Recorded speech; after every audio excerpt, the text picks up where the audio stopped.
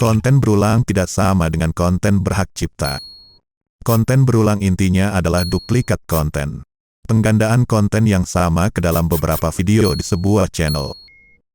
Bahkan meskipun tidak sama persis, tapi esensinya sama, maka meskipun itu tidak terdetek oleh robot AI YouTube sebagai konten berulang, tapi ketika video itu ditinjau secara langsung oleh petugas YouTube, maka video itu akan divonis sebagai konten berulang. Karena esensinya sama persis. Sedang konten berhak cipta, maksudnya konten itu sudah terdaftar sebagai hak milik resmi seseorang atau pihak tertentu.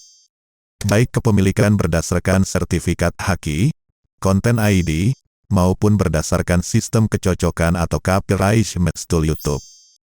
Jadi konten berulang itu bukan otomatis sebagai konten yang juga kena pelanggaran hak cipta jika konten yang digunakan ulang tersebut bukan konten yang mengandung hak cipta. Tapi jika yang digunakan ulang itu mengandung hak cipta, baru pelanggarannya menjadi dua sekaligus. Yaitu pelanggaran konten berulang dan sekaligus pelanggaran hak cipta.